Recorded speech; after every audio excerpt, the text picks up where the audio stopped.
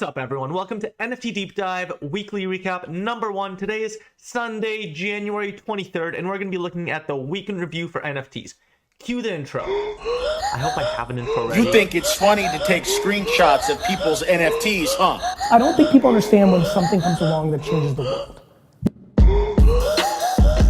Today we have 9 stories for you, starting with Twitter. So let's get to it.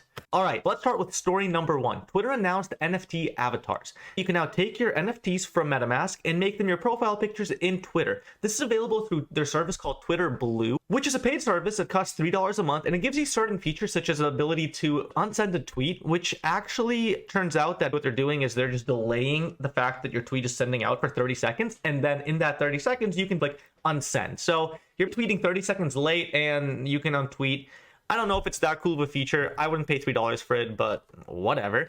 If you opened up Twitter in the last week, you probably got this picture right here. It says, introducing NFT profile pictures. What is an NFT? NFTs, short for non-fungible tokens, are digital items that you own. Proof of ownership is stored on a blockchain, digital database that is publicly accessible. A lot of people have been posting NFT pictures as their profile pictures. You can screenshot an NFT and make it your profile picture on Twitter. Twitter's trying to combat that by introducing a special way to verify that, so you can connect your account, your MetaMask, to Twitter, and now your profile is verified.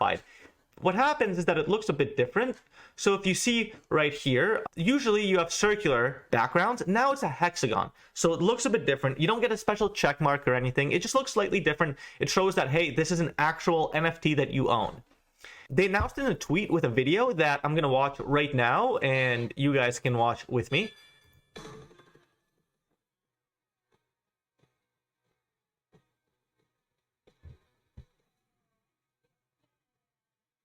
Man, okay, so Twitter announced this with a video featuring a lot of the key players from the NFT world. We have Farouk, who's the Cool Cats founder.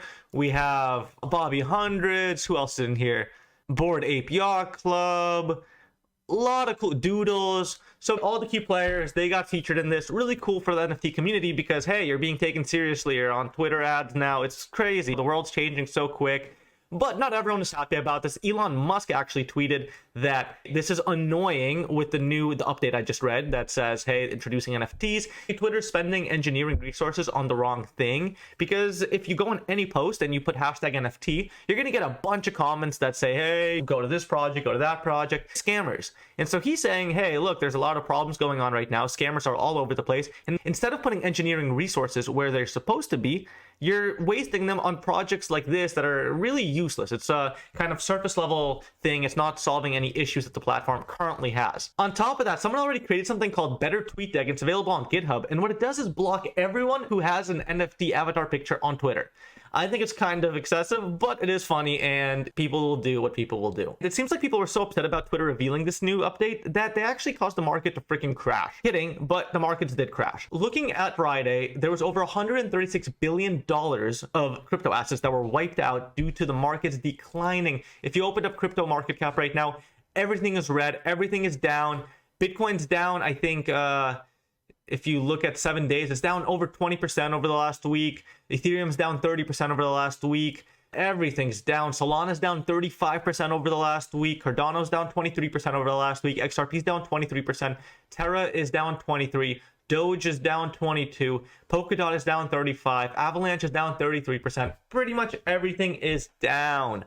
But there is some good news there. NFT prices don't seem to be correlating exactly side by side with the crypto markets. NFTs had a really good week. Their sales reached $4.7 billion, increasing 81% since last week. So while the markets are down, it shows that people are still buying NFTs. They still have conviction in this, and that's good to see overall for the industry. Story number 3 is the USPS is trying to be cool. It's trying to be hip. It's trying to stay up to date, and like you guessed, they're launching an NFT for the second time. They actually launched one around Christmas time. It sold for $6 on Vive, a platform that has digital collectibles and partners with companies such as Marvel to license their goods to create digital versions of them. They've also been doing some other stuff. So they launched a podcast called Mailing It, which everyone's launching a podcast nowadays. We have NFT Deep Dive. Hopefully you're listening to it. I don't know if you're watching it on YouTube right now or listening, but listen, do your job. It has 109 ratings, 3.7 stars. It's the official podcast. The United States Postal Service takes you inside a thoroughly American institution, exploring the rich history of the USPS, going behind the scenes of its present innovations, and discussing its dynamic future with organizations and industry leaders. Join our hosts, Yasmin DeGiulio and Dale Parsons, for a fun look at your United States Postal Service. So there's several podcast episodes out. It seems like they release one around once a week. They're trying to stay hip. They're trying to stay current. They also launched clothing collaborations with Forever 21 with this priority tube top thing for girls, or guys. If you want to wear a tube top, do your thing. I don't discriminate. So this is one of their ways they're trying to stay cool, is with collaborations, kind of doing the NASA method. If you've seen anything over the last few years, NASA's been everywhere. You go to Marshall's, like every other shirt has a NASA item on it. Supreme's doing NASA collaborations. I think some other brands as well. USPS also did a Vans collab recently, which cool. I don't know, I probably wouldn't buy this, but hey man, do your thing. NASA, on the other hand, which has been they're doing similar licensing models. NASA's not entering the NFT game at all. Actually, it's illegal.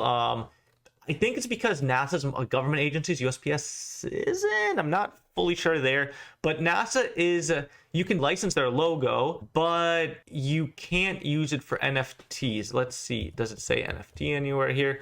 So NASA's not approving any merchandising applications involving non-fungible tokens, as they're not consistent with the categories of products the agency has approved to merchandise. And further, as stated in the NASA media usage guidelines, NASA does not wish for its images to be used in connections with NFTs. So NASA saying, NFTs, stay away. We don't want anything to do with you. USPS, on the other hand, is going, let's go, full throttle ahead, dive into the NFT world. So here's their tweet from December 24th when they launched their digital collectible. It was sold for $6 at the time. I'm not really sure how much it's selling for now or what you could even do with it, but it's cool seeing the USPS do this stuff and kind of trying to stay relevant. I'm not really sure if it's a good use case for it, but people do collect stamps, right? That's a big thing. So it's not surprising if it goes digital and people collect NFT stamps. It could happen. I could see that being kind of the case. So that's interesting. Let's see what happens with it. And on to story 4, which involves a little bit of scamming. Ozzy Osbourne's NFT project, Cryptobats, which has been touted by people such as Face Banks, who's a huge person in the NFT space, got hacked this week, causing its members to lose thousands of dollars. Here's the story. A link to a fake Discord chat was posted in the Cryptobats official NFT Discord chat, and over 1,300 people got tricked into following the link. On top of that, the scammers behind it actually made quite a decent amount of money. Over 14.6 Ethereum or $40,000 were sent to it, and that wallet that it was sent to contained over $150,000. This shows you gotta still be really careful. Today, it's still early in the NFT game. Discords are getting hacked left and right. Actually, the Full Send Metacard.io Discord, which I talked about the project in the last NFT Deep Dive podcast, you should totally listen to it. It got hacked. And they were posting all over their Instagrams, hey, don't follow links. I think the Nelk Boys are actually taking steps to make sure anyone who got affected by that hack gets whatever money they lost back, which is really good on their part because showing that, hey, this NFT that they launched, Metacard.io, is really connected to their brand. They don't want to have their fans screwed over by anything to do with it because it's going to hurt their longevity of the brand. So yeah, it's still early. Be careful. Don't follow Discord chats. People are getting hacked left and right. Story 4. Hermès, or how do you pronounce it? Let's see. I'm going to play it here. Hermès. I think it's Hermès. They think it's Hermès. I don't know. Here's the story. Hermès is whatever. Hermès. I'm going to call it Hermès. They're suing an American digital artist called Mason Rothschild who created a thing called MetaBirkins. They hit the founder with a cease and desist for using their likeness in the digital world. He has not made any physical bags, that should be noted. There are only NFT projects available on OpenSea. This case is going to be a big proving ground, I believe, in the world of trademarking and NFTs, because it's going to really define what happens. Are your physical trademarks also enforceable in the metaverse, in digital goods, in products you can't physically, tangibly feel? It looks like it is the case. MetaBirkins has over 19,000 followers on Instagram, and it made over $1 million. It seems like OpenSea has taken MetaBirkins off of its platform, and there was an open letter written by their founder to Hermès, OpenSea, and the community. Okay, So the cease and desist letter, let's see what it says. Dear Hermès, so I got your cease and desist letter. Well, I'm sorry if you were insulted by my art. As an artist, I will not apologize for creating it. So the founder is actually not backing down. Now, as you were aware, the First Amendment gives me every right to create art based on my interpretation of the world around me. There are countless examples of artists who reference the world and the products and cultural artifacts in it. With that understanding, MetaBirkins is a playful abstraction of an existing fashion culture landmark. I reinterpreted the form materiality, I don't even know what that word is, in name of a known cultural touchpoint.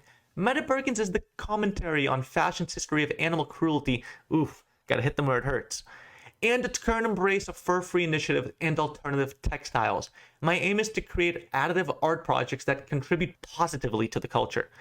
When it comes to art, selling my MetaBirkins NFT is akin to selling them as physical art prints. It should not be my job to educate you on advancements in the world and culture of art. Art is art. Oof, hit them where it hurts.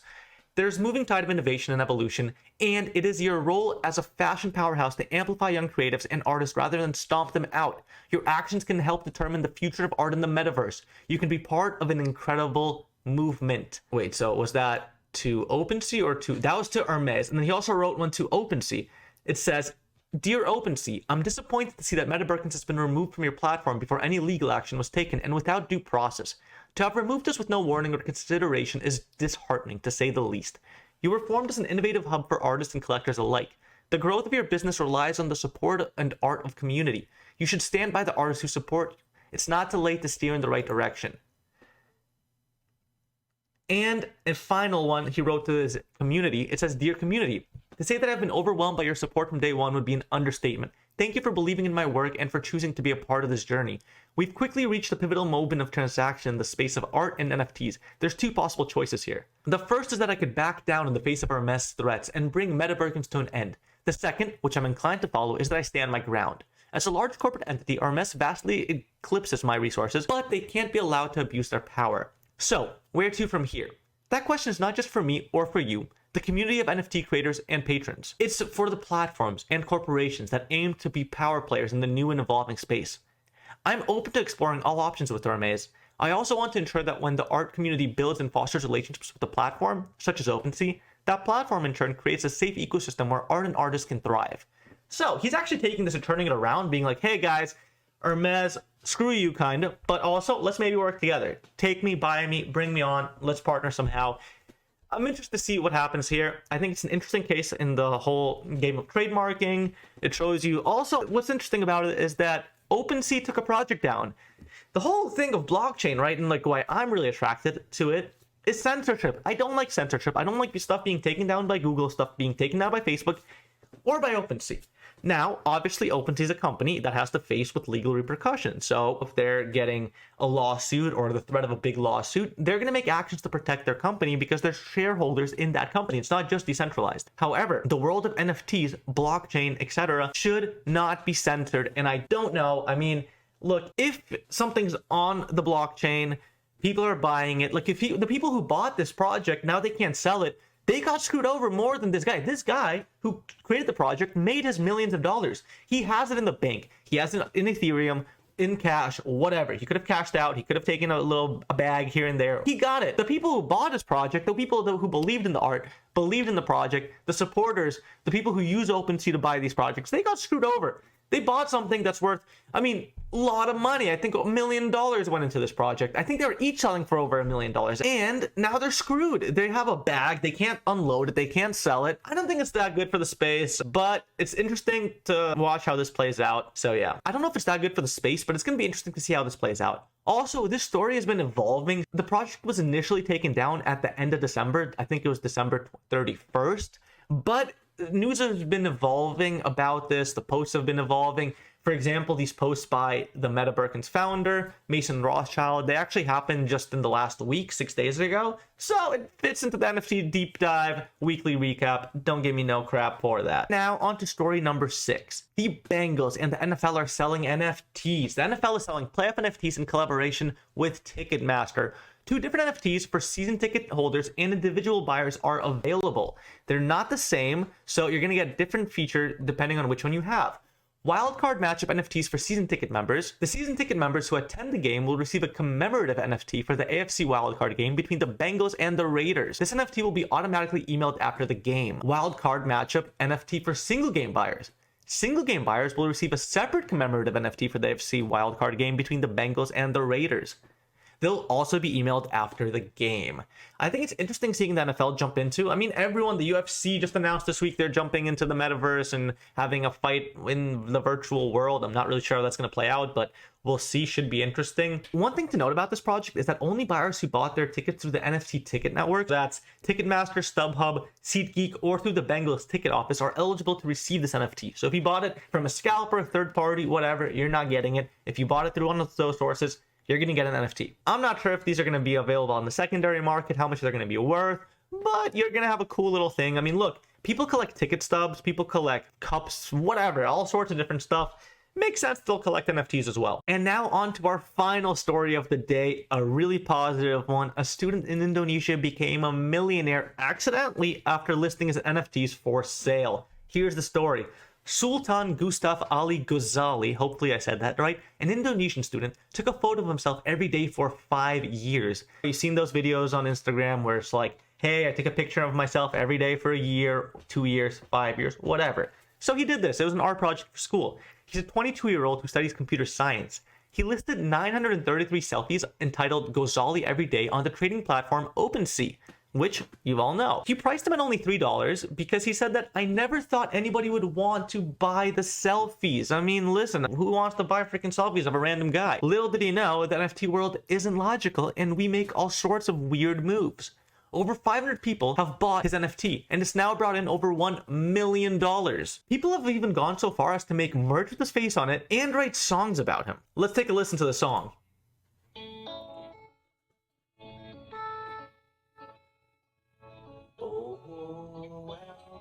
Sally.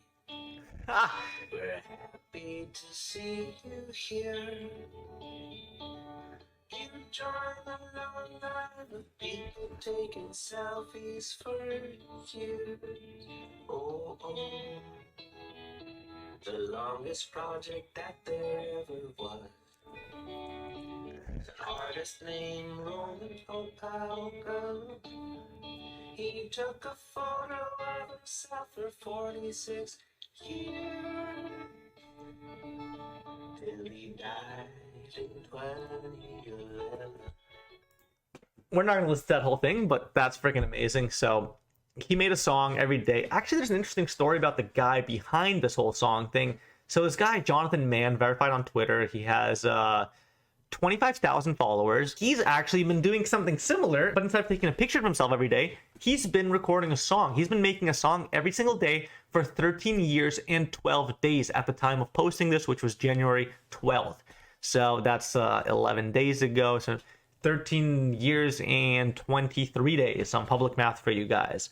What he does is take these songs, and he has a website called Songaday.world, and he sells them on them in an auction for crypto.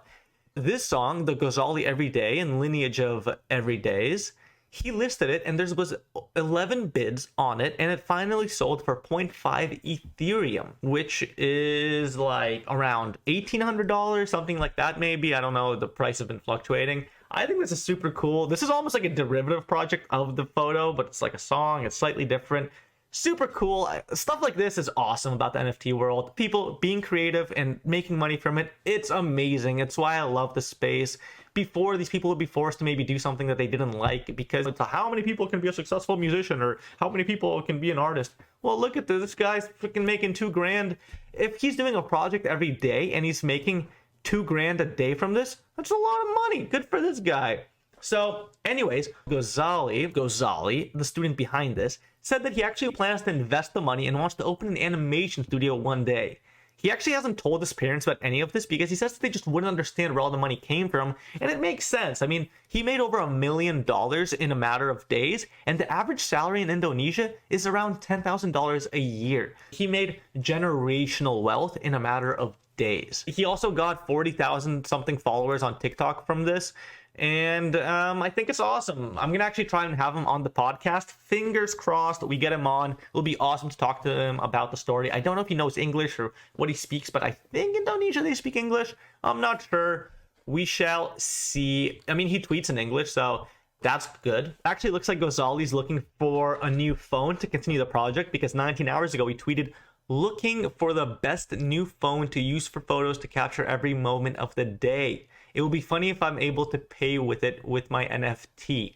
JK. I mean, not JK, bro. You made $1 million. I'm pretty sure you can buy the new iPhone. Good for you. Good for him. Before we end the recap, I'm actually going to throw in one good marketing example that I've seen this week from a company that's not in the NFT space. It's not in the Web 3.0 space. It's a food company. Subway. Subway had a tweet this week which had basically a pixelated sub, and it said, does NFT stand for need footlong today? Because if so, we're in.